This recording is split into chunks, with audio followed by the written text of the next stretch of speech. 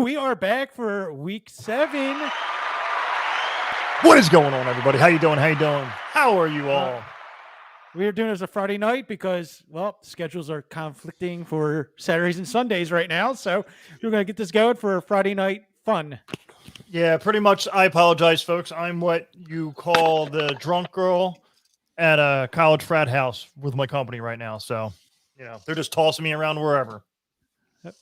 Ryan doing this from his house. Ryan, look going on. He's even more in the dark than he was last week when the lights went out on him. Dude, I mean, you look like a Make-A-Wish Foundation kid. So, I mean, yeah, I got my duck shirt on. Got to remember, ducks fly together. You see that? Can you see that? Oh, yeah. Nice. Nice. All right, well, let's jump into this week. All right, with the shenanigans. Must starts. All right, so with must starts this week, we're going to go with Barfy to start it all off. All right, starts us all off going with Derek Carr, Las Vegas versus Philly. I knew Carr was going to struggle last against Denver in week 6, and I thought he was going to. I was wrong, but after combining just 24 fantasy points in his previous 2 games and coming off of John Gruden's resignation, I also thought Carr would have another bad game against a good defense on the road. But he scored 25 fantasy points, which is the 4th time this season he's reached at least that total. He should be trustworthy in week 7 against the Eagles. I wonder why. 3 of the past 4 quarterbacks against Philly have scored at least 21 fantasy points, and the Eagles are among the league leaders in total touchdowns allowed by quarterbacks with 13. I don't know. I think the Eagles secondary is going to be a little tough this week. Well, I don't know. Maybe Nelson and Slay looking pretty solid. Well, yeah. Maybe you should go suck eggs. Maybe that's what you should do. All right. Well, Derek Carr he'll probably get over 300 yards. He will. I mean, Slay will get tired. Someone will get hurt. Someone's got to play devil's advocate here, and someone's going to have turf toe. Or someone's going to need a therapy dog on the side of the field. I don't know. Yeah. Something will happen with the Eagles. Well, everyone's feelings are running rapid in Philadelphia right now with Ben Simmons and screw him. Screw him. Big fucking baby. I don't even watch basketball. Big fucking baby. Man, you don't like me because I can't do my job. Okay. He can't shoot. Right, you must start quarterback. I'm going with Lamar Jackson. Jackson's clutch play with his arm and his legs are the reason why the Ravens are 5-1 right now. I mean, coming off a big win against the Chargers, Jackson is looking to take over the division, starting with the Bengals. 3 times this year, he's passed for at least 287 yards, and 5 times with at least 50 yards rushing. The Bengals defense has improved, but there's still holes, especially in their passing defense. So I see this as a good game for Jackson to, come up and light up against the division and take over. It's a divisional game. Usually divisional games are kind of like iffy as far as. And since he's been doing pretty good. He has. Offensively. Yeah. You have to start Lamar Jackson, no doubt. Oh, yeah. No doubt. So we're going to go with my pick, and obviously you have to start Aaron Rodgers against Washington. Oh, yeah. That's like candy football team. Yeah, over the last 2 weeks, all right, you have Aaron Rodgers with 24 points against Chicago, 22 against Cincinnati. Washington ranks Chicago. Washington ranks 32nd, dead last in the league, averaging 310 yards against. Over the last 2 weeks, they've given up 26 to Patrick Mahomes and a whopping 30 to Jameis Winston. Oh, ain't that a shame? Is surprising. Yeah, I'm really surprised when I saw that. I was like, really? So, yeah, Aaron Rodgers is going to lick these guys up. It's not going to be even close. Going to light out like the 4th of July. Oh, yeah. Oh, yeah, absolutely. Yeah. All right, we're moving to running back. All right, so I'm going with Chubba Hubba Bubba Bubbard. Chubba Bubba is proving to be a reliable fantasy option as the replacement for Christian McCaffrey with his hamstring in Carolina. In his past 2 starts, he's scored at least 13 PPR points with either 100 total yards or a touchdown in each outing. He also has at least 15 total touches in the past 3 starts for McCaffrey. And now Coach Matt Rule said that he wants the team to run the ball more, so that should work for Hubbard against the Giants, who allowed a running back to either score or gain at least 100 total yards in every game this season. Hubbard has a top 10 upside in this matchup. Ooh, top 10 upside. That's special. Can someone explain to him who Cuba Gooding Jr. is? Who? Yeah. No, I see where he's going. I see where he's going. Thank you. I see where he's going with it. He's missing a B in the Chuba ice cream factory. Yeah. That's just Oh, stupid. Oh well. All right, Ryan. Yeah, We're moving to special. you for Yeah. special. Doing Alvin Kamara. Kamara has been solid throughout the season, averaging 91 yards rushing, 22 yards receiving with 4 touchdowns. The Seahawks are statistically as bad against the run, 30th in the league as the pass. So allowing 141 yards per game. Kamara will have plenty of touches this game. We'll see how with this post Drew Brees era, it's hard for him to get the receiving yards and the receptions, but he should have plenty of opportunities this game. Yeah. Yeah. I see that. But Jameis Winston hopefully starts using the checkdowns instead of trying to force the ball and have interceptions. Yeah, he'll get it eventually. Eventually, he's going to get it. Eventually. All right, so my must start. I went with Darrell Henderson. Over the last 2 weeks, he had 24 points against the Giants, 16 against the Seahawks.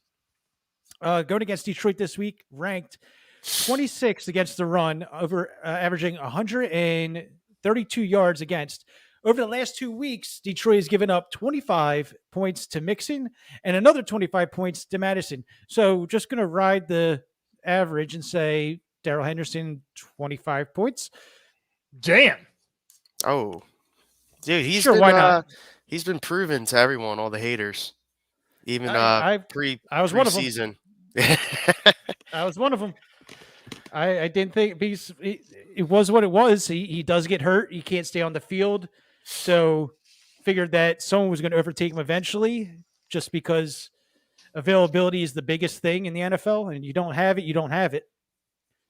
But when he's playing, he's solid. Yeah, and Sony, what's his face? His backup isn't getting that much opportunity, so he's just been lighting it up. It's awesome. Would you consider him a bell cow? As of right now, yeah, absolutely. Okay. Just making sure. Yes, Nobody knows what absolutely. a bell cow is. Best bell in all. He just rings that bell. Well, over the last 2 weeks, he's got 21 carries. He's gotten 17 carries. Before that was 14 carries. He's getting his touches, and he also gets Good for you. He also gets a little bit involved in the receiving end. He had 3 receptions, 1 reception, 6 receptions, 5 receptions. He's getting the ball, every which way you can possibly get it. So he's definitely a solid start. Definitely would go that route. Yeah. So, Barfy. Hey, listen, man. You really want to start that war right now? Well, let's go to your next one. Barfy, wide receiver. Wide receiver, I'm going with Michael Pittman. Pittman has had a down game in week 6. Pittman had a down game in week 6 against Houston with 2 catches for 35 yards on 3 targets. He was overshadowed by T.Y. Hilton in his 2021 debut, and Paris Campbell called 51-yard touchdown pass. Blah, blah, blah, blah. 51-yard touchdown pass. Turn that hearing aid up. But Campbell, out with a foot injury, is on injured reserve. Hilton has a quad injury. Welcome back and goodbye. So he's all banged up after 3 hours worth of work. Good for you. Pittman should have the chance for 7+ targets again, like he did in the 4 games prior to week 6, and he scored at least 11 PPR points in each outing. There have been 5 receivers with at least 7 targets against the 49ers this year. I'm not going through all them damn names. And only Smith failed to score a touchdown. I've been talking about Devontae Smith. Oh, what a shock. The Colts could also be chasing points this week, so consider Pittman a number 2 fantasy receiver in this matchup, especially if T.Y. Hilton is out. Chasing points against Houston. That's all you're doing, just dropping bombs. Okay. General Mills going to have a Nice. game then. I don't know how Captain Crunch is going to have a game. Still not explained this to me. How Cereal can play football. I don't think you have. I think that graphic might be wrong. They're not playing Houston, are they? No, they're not. No, Arizona's that's playing Houston. Oh, That's what sorry, I thought. Sam Fran. I was Yeah. fast doing this. I was Sorry. I I have it right on my notes. It's No, just I totally. when I I was copy looking and down. pasted. Yeah, I was looking down. I was like, Ryan, you're must start wide receiver. Go with DeAndre Hopkins. Hopkins will be playing his first game against his former team, so you know he's going to bring it. Hopkins hasn't been the biggest target monster this season. He's just over 6 receptions per game compared to his 10 plus in his 5 of his last 6 seasons. But he's been efficient. Currently at a career high 9.7 yards per target with 6 touchdowns. He only had 6 touchdowns last year.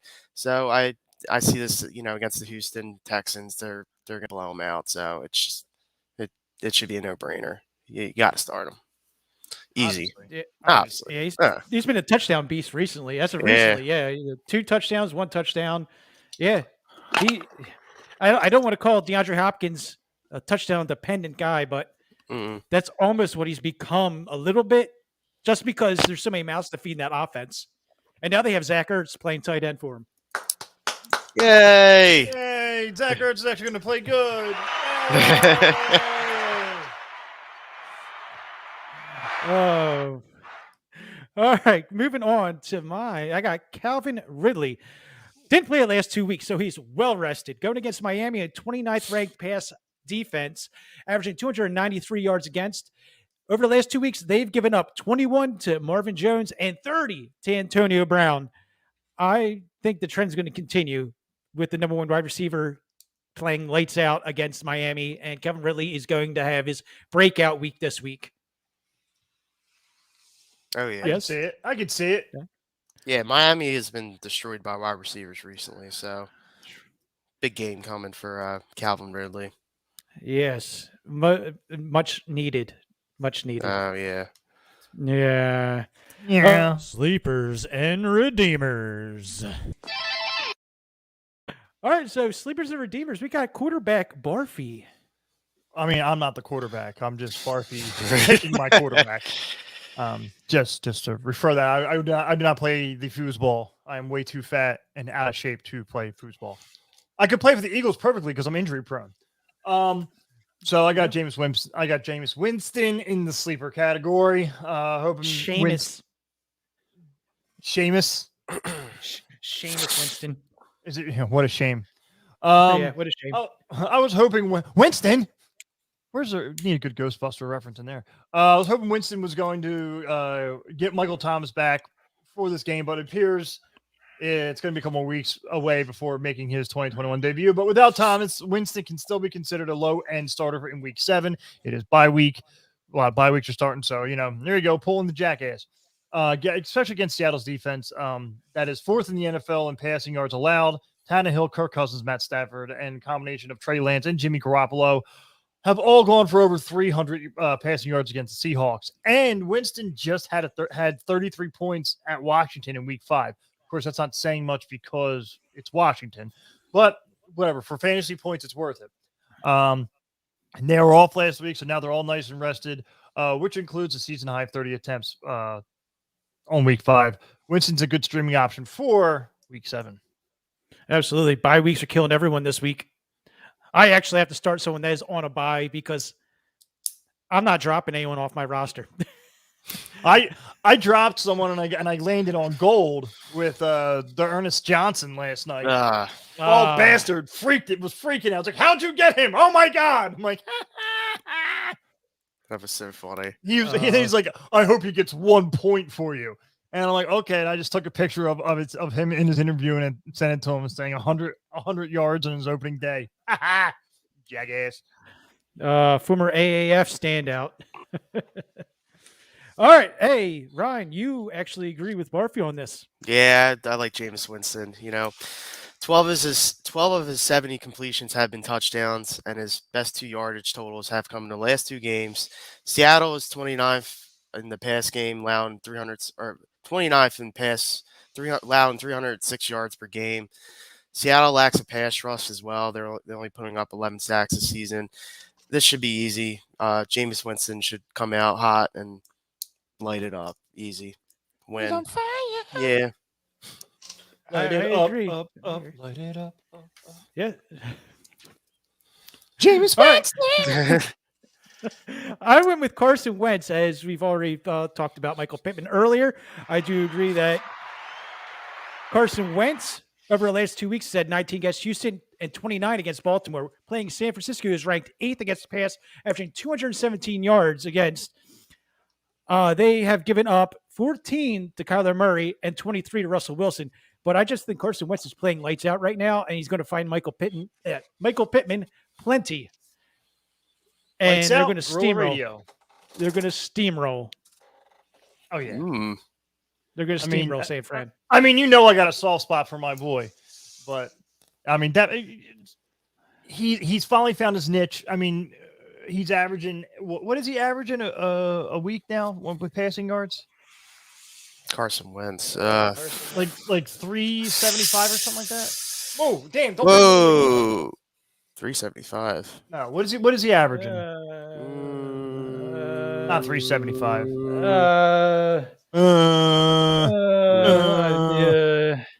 Probably around 275.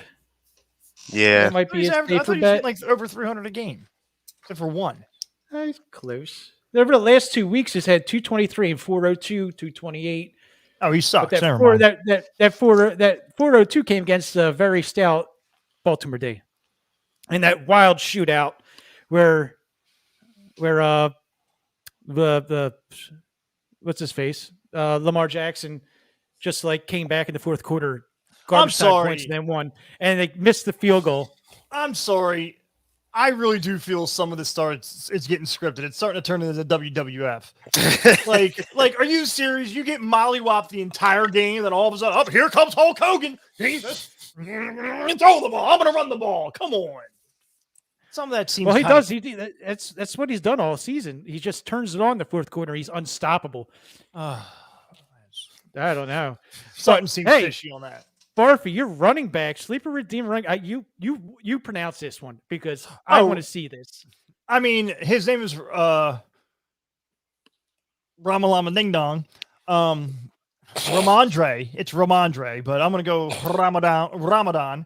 Ramadan Stevenson's might have moved into the passing downs role for the Patriots after his performance in Week 6 against Dallas. Although pass protection could be an issue. Still, he had 3 catches for 39 yards on 3 targets, and that was the most among New England's running backs. He also helped Damian Harris on the ground with 5 carries for 23 yards and a touchdown. He could start getting more carries. Harris should be considered a quality fantasy option. I don't know why I have anything about him in here. Week 7 against the Jets. But Stevenson had 13 PPR points against them in Week 2. Stevenson's worth going as a flex option, and hopefully Mac Jones continues to lean on Stevenson in the passing game. I think that is. I think that's a surprisingly decent pick to play during bye weeks right now. Who do you got? A high upside. High upside. Yeah, it's a high upside play. Right. Absolutely. You actually look shocked I would pick someone like that. You're just like, I kind of am. I was like, he's got a legitimate pick. What the fuck? Are we recording? Like, where's this coming from? What you? All right, who'd you get this name from? I want to know. It's called research. I read. Who taught you how to read? No, that was that wet thumb for the education. All right. Right. Ooh, nobody gives a shit. Running back, Ryan, sleeper redeemer.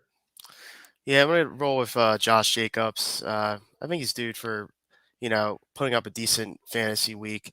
Good for a sleeper here, a third running back option maybe, or just a bye week. But The Raiders, they haven't been able to get Josh Jacobs going this season. He's played in 4 games, and he hasn't ran for 55 yards in any of them.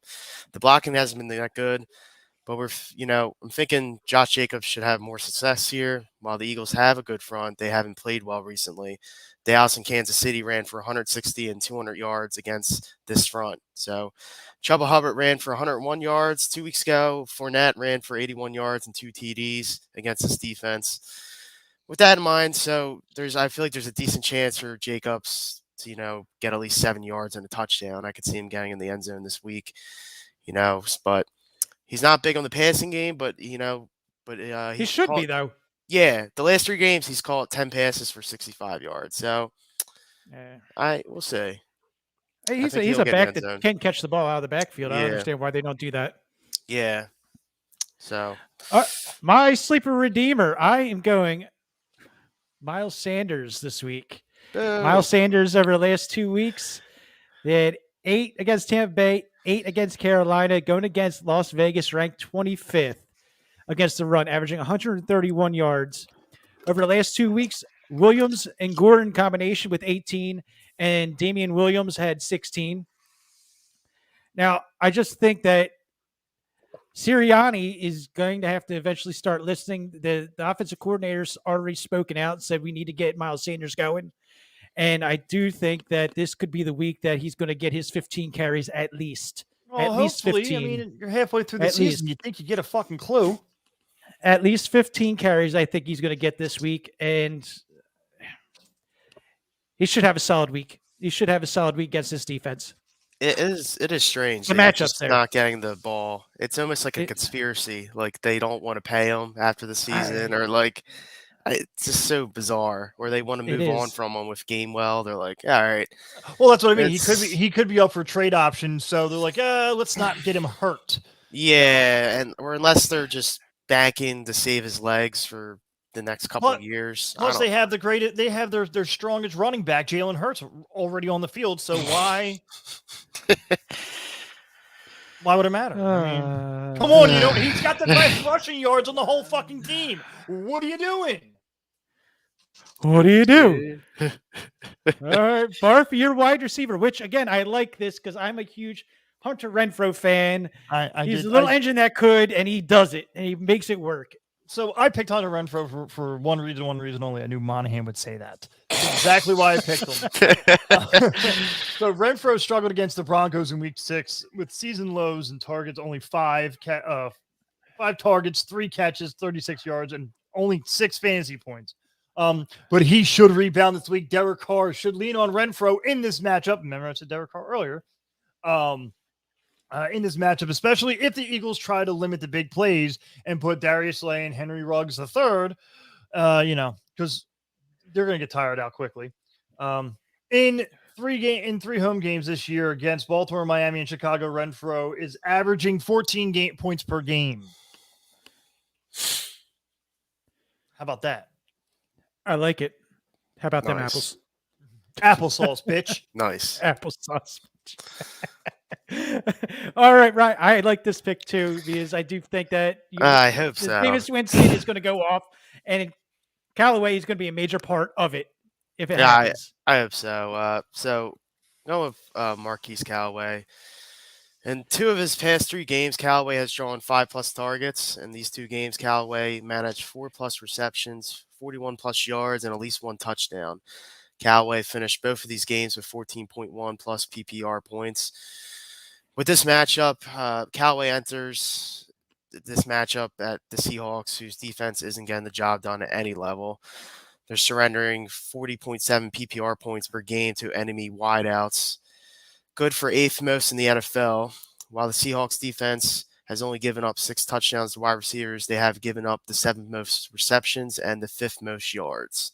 So this is a great opportunity to keep Callaway to keep going. He was hot. They had a bye week last week. He was just getting going. So hopefully he keeps going. And then maybe Michael Thomas comes back and draws some, coverage. And hopefully last time.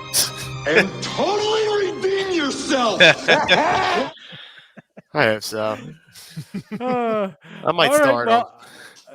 I went with Hardman. And I'm kind of like back and forth with this, but the way I'm looking at it, so over the last 2 weeks, he's had 8 against Washington, 12 against Buffalo. Going against Tennessee, that's ranked 24th, averaging 276 yards against pass. Over the last 2 weeks, 19 to Stephon Diggs and Marvin Jones, only 3. Now, I think that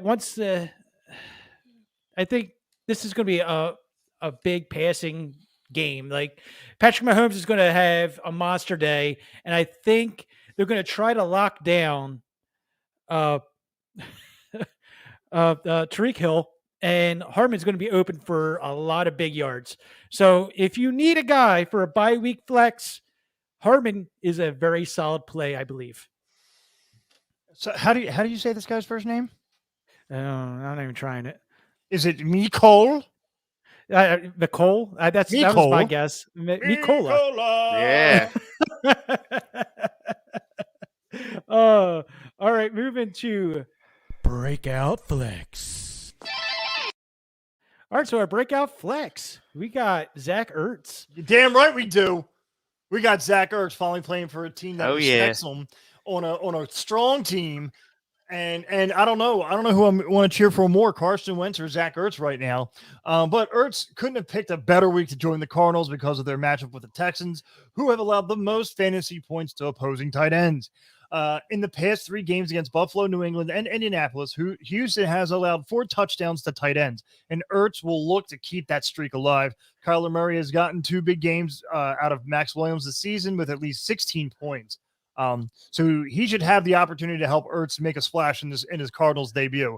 And 8 years in the NFL, that man knows what to do. Just hand him the ball. He doesn't even need the playbook. Yeah, just tell him I need you to do a seam route. Go. Yeah. And he'll get there. He'll find the spot in the zone. He'll find the spot in the zone. Hey, I'm going to throw this ball. Can you catch it? Yeah, sure. No problem. I got you. I got it. All right. Rye, your Breakout Flex. Going with AJ Green. Despite the crowded and talented wide receiver room that the Cardinals have, Green has played the second most snaps to Hopkins. He's also drawn exactly 6 targets in 5 of the 6 games this season, while finishing with 13.4 plus PPR points in 4 of his past 5 games and a touchdown, or 112 yards in those 4 outings. Green will look to keep it going in a solid matchup against the Texans. This could be a statement blowout game for the Cardinals, so the Texans are a team they should dominate, while showcasing to the rest of the league as well as the media elite that they are for real. The Cardinals are the real deal this year, and I think we could see them in the at least the conference championship game this year. And then lose to Green Bay. Boo. All right, I went with Mike Davis. Last 2 weeks, 12 points against the Jets, 10 against Washington. Playing Miami after a bye week, ranked. So he's fresh after a bye week. Miami is ranked 22nd against the run, averaging 128 yards against. Over the last 2 weeks, Miami has given up 18 to James Robinson and 19 to Fortnite. Fortnite. Fortnitean slip there, huh? But yeah, so I understand you have Patterson in the backfield, but I think his novelty is about to wear off, and you have to give it to the guy that is a legit running back.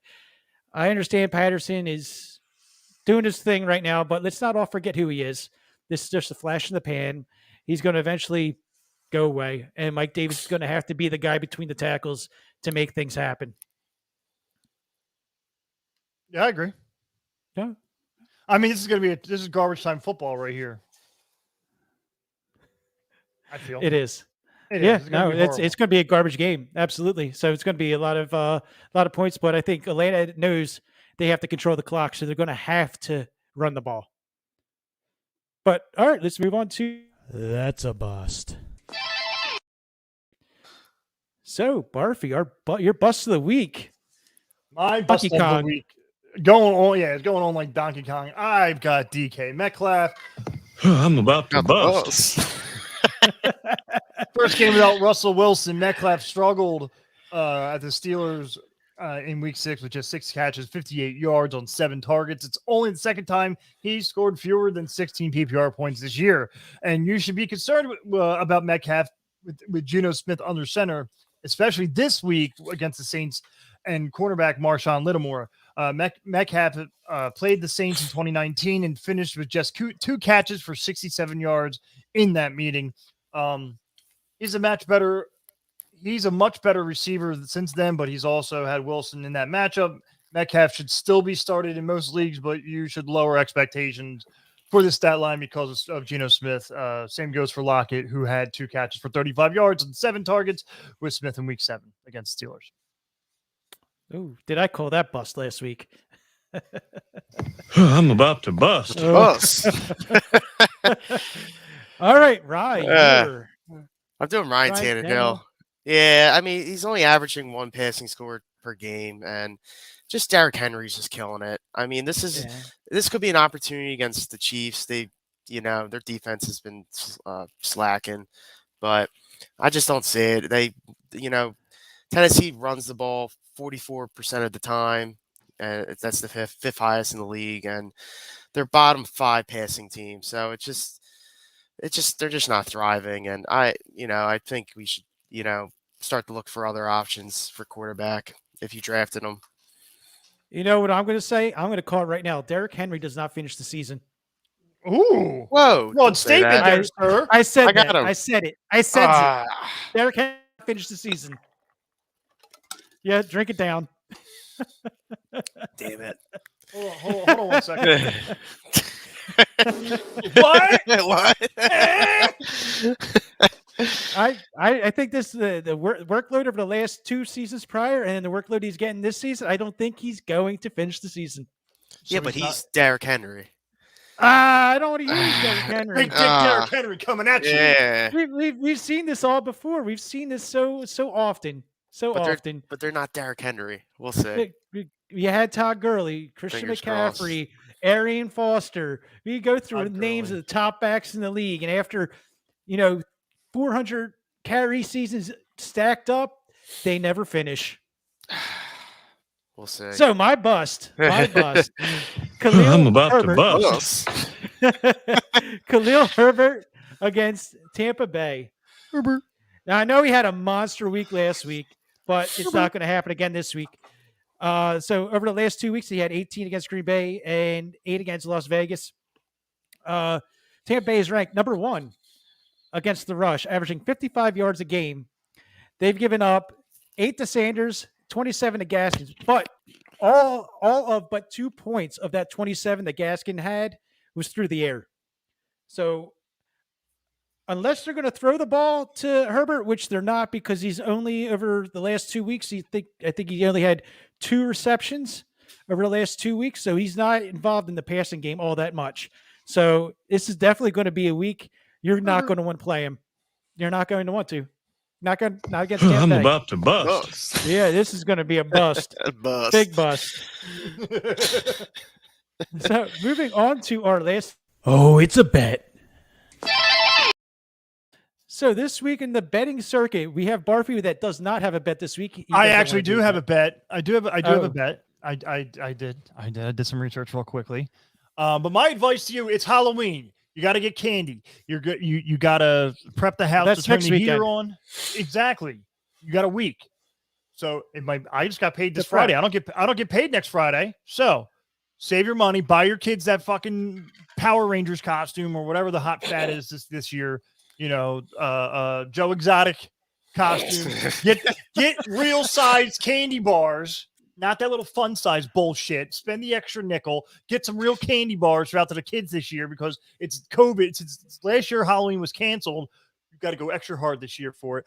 But if you're going to gamble because you have the extra scratch, I would say Chicago +2 against Tampa Bay. I don't think Chicago is going to lose by that much. I'm just saying. So I would take Chicago in this bet. Is Monahan having a stroke over there? What's going on? He's just dipping out. I'm not sure. You said 2. It's 12. 12. Sorry. I meant to say 12. Sorry. I'm all excited for Halloween candy. I'm all jacked up on Mountain Dew. Okay. Plus 12. You're taking Chicago plus 12. I'm taking Chicago. Yeah. I bet against Tampa Bay. Yes. They ain't gonna lose by 12 points. You sure about that?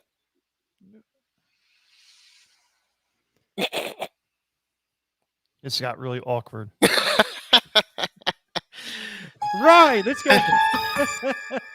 Right. If you look at any of the other odds, but mind you, there's some worse odds out there. One game is 16 and a half points. I think Arizona versus Houston's 16 and a half. it's 18. I don't know, it's some huge number, but I'm going with the over. I mean, I hope to see Arizona put up a ton of touchdowns. Maybe Houston gets some garbage touchdown or two, maybe. But Garbage time. yeah, so we'll Charity. see. With You're the gonna get over some charity 47 and a half. points. Yeah. You When know. they bring that special needs kid out in the field Yeah. to score a touchdown. Here you go, little Timmy. Yeah, so we'll see. All right. So my bet of the week, I'm going Miami Dolphins getting 2.5 points against Atlanta. This is going to be the garbage game of the week. I think this is going to be a close game.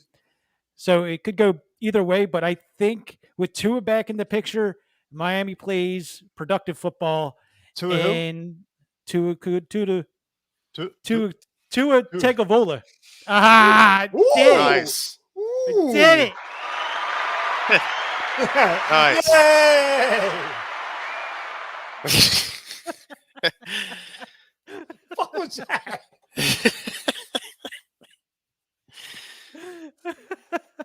No more Friday night. Tua Tagovailoa is going to do it, and he's going to win it for Miami. They're going to beat Atlanta, but I think this is going to be a snoozer. So, yeah, 2.5 to Miami. I'll take it. There you go. I like it. All right. So, I don't think we got any questions. I think because we fooled everybody doing this on a Friday night, no one's prepared. So, Like, our what the hell are usual these gang of assholes doing? questions. That Friday night, what the hell? Yeah, sorry. But- My work schedule is, like I said, is horrible. Every week it changes. It actually changes every day. So, you know, That's no big deal. We get it in when we can. Mhm. Giggity. damn. All right. Well, hey, everyone that is watching. I'm or about to watch- bust. Friday Everyone night. that is everyone that is watching, that is or going to be watching, or hey, hit that like, hit that subscribe button. Do us a favor, hit that sub button. Share to your friends. Share to your mom. Share to your dad. Share to your little brother. And your Share. mailman. Share. Share. Yeah, Share to your children. Share. Sharing is caring. Share. Hit that We'll share wait. We'll wait. Hit Right. that share button. right Wait. now. Fucking do it right now. Do it! Share. Do it, motherfucker! I dare you! Hit that button! But appreciate you guys watching. Barfy, always a good time. Ryan, Always great to see you guys. always. Ryan, feel better. Feel better. Yes. Thank you. You're looking like, jaundice. So, I mean, hey, someone hit the like button. I saw a see. like button. Huh? Hey, It a like worked. button. Can I get a heart? Can I get a little heart? Little Some of this. this.